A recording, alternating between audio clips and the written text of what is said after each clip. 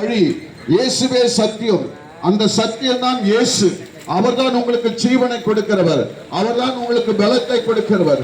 ஒருவேளை கவலையோடு இருக்கீங்களா, பாரத்தோடு இருக்கீங்களா, பலவிதமான போராட்டத்தின் மத்தியில் இருக்கீங்களா, வியாதியின் மத்தியில் இருக்கீங்களா, பிள்ளை சூரியத்தின் பலவிதமான காரியத்திலே சிக்கி தவித்துக் கொண்டிருக்கீங்களா, சோர்ந்து போகாதீர்கள். உங்களுக்காக ஆண்டவராய் இயேசு கிறிஸ்து அந்த வேதனை நீங்கி சுகமாய் இருந்து வேதம் சொல்லுது.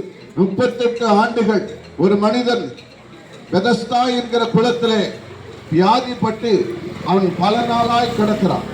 ஆனால் அவனால் போய் அந்த குளத்தில் இறங்க முடியவில்லை. அப்படிப்பட்டதான அவனுடைய உடல்நிலை. ஆனால் அந்த குளத்திலே ஒரு அற்புதம் என்னவென்றால், அந்த குளத்திலே முதலாவது ஒரு தூதன் வந்து கலக்குவான். அதில் முதல் குளிக்கிறவர் யாராய் இருந்தாலும் சுகமடைவார்களாம்.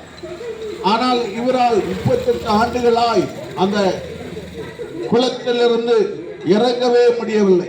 இவருக்கு முன்னாடி ஒருவர் போய் சுகமடைந்து கொள்கிறார். இப்படி இவருடைய வாழ்க்கை ஏறக்குறைய 32 ஆண்டுகளாக இருந்தார். இயேசு அந்த மனிதரை பார்த்து, நீ சுகமடைய விரும்புகிறாயா என்று கேட்கிறார். அப்போது சொல்கிறார், என்னை யாரும் அந்த குளத்திலே கொண்டு இறக்கி விட மாட்டேங்கிறாங்க. ஆனால் நான் போவதற்கு முன்னாக அநேகர் போய் முன்னாடி முந்தி அவள் சுகமடைகிறார்கள் என்று சொன்னார். இந்த வேளையிலே உன்னை தேடி இயேசு வந்திருக்கிறார். உன் காயங்களை ஆற்ற, உன் வேதனைகளை மாற்ற. உன்னுடைய வேதனைகள் எப்படிப்பட்ட வியாதிகாலம் இருந்தாலும் அதை சுகப்படுத்துவதற்கு மெய்யான தெய்வம் உண்டு.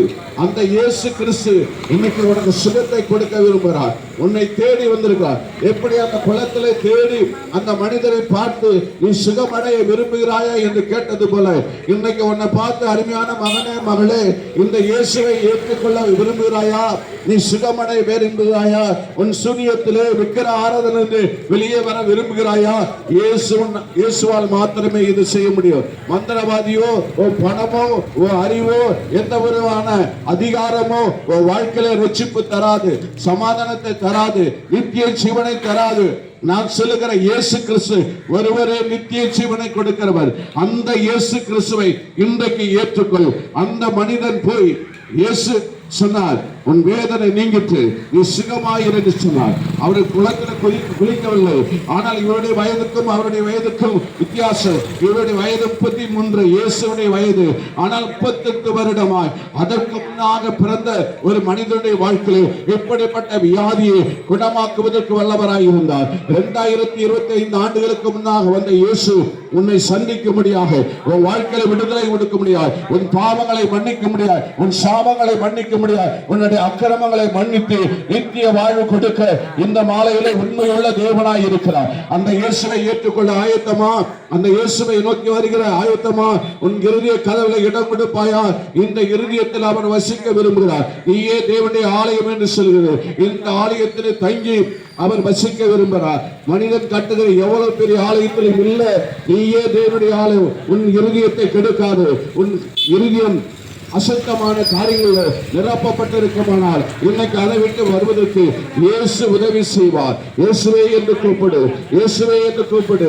உன் வாழ்க்கையில விடுதலை உண்டு, உன் வாழ்க்கையில சுகம் உண்டு, உன் வாழ்க்கையில கடன் பிரச்சனை மாறும், உன் வாழ்க்கையில குடிவேறி மாறும். அந்த இயேசு கிறிஸ்துவால் தான் முடியும். நீ எத்தனை மருத்துவமனைக்கு போனாலும் உன்னால் சுகம் அடையவே முடியாது. நான் சொல்லுகிற இயேசுவை ஏற்றுக்கொள். அவருக்கு இடம் கொடு. இங்கு அருகில் இருக்கிற திருச்சபைக்கு வந்து பார். இன்னும் மேலும் அநேக காரியங்களை தெரிந்து கொள்ள முடியும். இயேசுவே ஆண்டவர். ஒரு வாழ்க்கையில பரிசுத்த ஆவியானவர் இறங்கி ஒரு வாழ்க்கையில விடுதலை தருவார், நித்திய ஜீவனை தருவார். அந்த இயேசுவை ஏற்றுக்கொள்ளுங்கள். கர்த்தர் தாமே உங்களை ஆசீர்வதிப்பாராக.